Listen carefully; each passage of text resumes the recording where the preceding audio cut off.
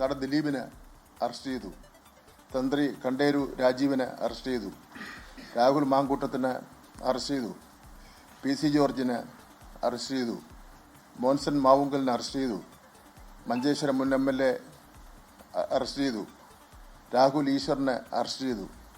ഇതൊന്നും ഒരു സംരക്ഷണവും എത്ര വലിയവനായിരുന്നാലും എത്ര സ്വാധീനമുള്ള വ്യക്തിയായിരുന്നാലും കുറ്റം ചെയ്തിട്ടുണ്ടെങ്കിൽ ഒരു സംരക്ഷണം കിട്ടില്ല എന്നുള്ള തെളിവായിരുന്നു ഈ 9.5 വർഷക്കാലം ബഹുമാനപ്പെട്ട മുഖ്യമന്ത്രി പിണറായി വിജയൻ്റെ നേതൃത്വമുള്ള ഗവൺമെൻറ് സ്വീകരിച്ചിട്ടുള്ളത്.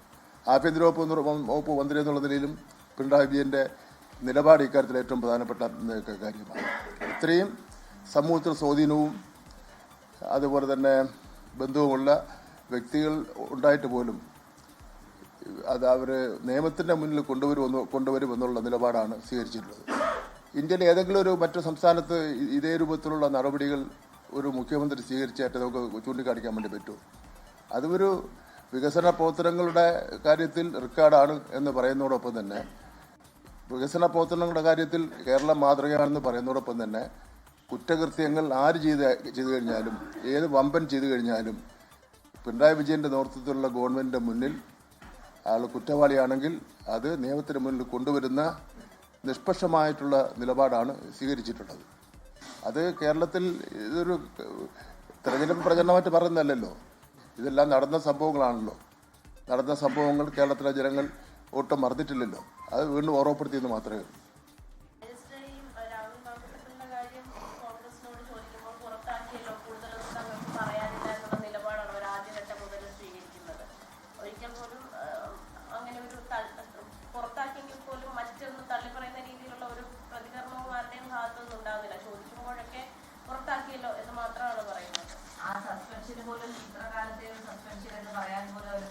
ഇത് കോൺഗ്രസിൻ്റെ ഉന്നതങ്ങളിലുള്ള ആൾക്കാരും ഉന്നതങ്ങളിലുള്ള ആൾക്കാരെന്ന് വെച്ചാൽ നയപരമായി തീരുമാനിക്കേണ്ട സംഘടനപരമായി തീരുമാനിക്കേണ്ട ആൾക്കാരും രാഹുൽ മാങ്കൂട്ടവുമായി ഉള്ള ഒരു കൂട്ടുകച്ചവടമാണ്.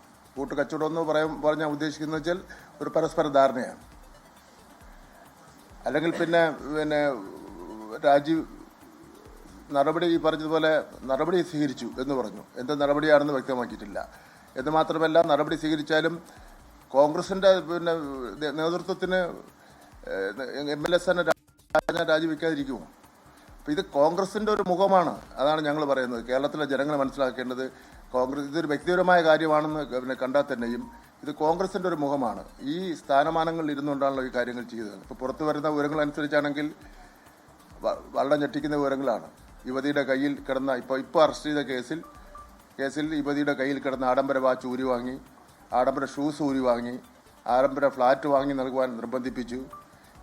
ഇങ്ങനെയൊക്കെയുള്ള എത്ര ഭീകരമാണ്, എത്ര പൈശാചികമാണ്, എത്ര മനുഷ്യത്വരഹിതമാണ്, എത്ര അഹങ്കാരത്തോടുകൂടിയാണ് ഈ കാര്യങ്ങൾ ചെയ്തുകൊണ്ടിരിക്കുന്നത്. ആരുടെ പിൻബലത്തിലാണ് ഇത് ചെയ്തുകൊണ്ടിരിക്കുന്നത്?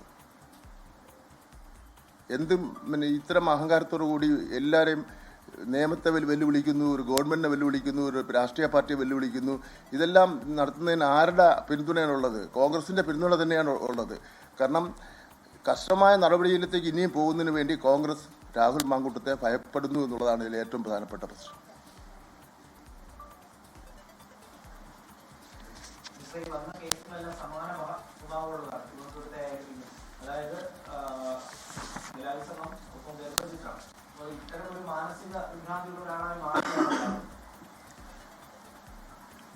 ഇല്ല, അതിപ്പോൾ ഞാനൊരു സൈക്കോളജിസ്റ്റിനെ പറയാൻ പറ്റുള്ളൂ.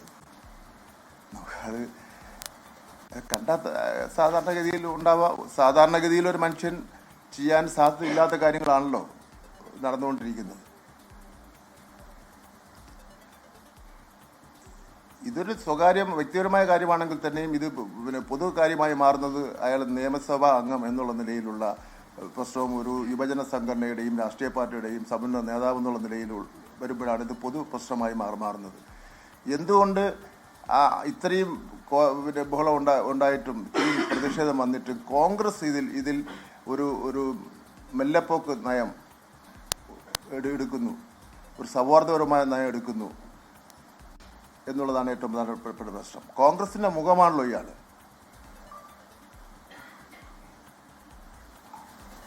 ഇപ്പോൾ ഇത് ഏതെങ്കിലും ഇടതുപക്ഷ ജനാധിപത്യ പ്രസ്ഥാനത്തിൽപ്പെട്ട ആൾക്കാരുമായിട്ട് ബന്ധപ്പെട്ട വിഷയമായിരുന്നെങ്കിൽ ചില മാധ്യമങ്ങൾ എന്തായിരുന്നു?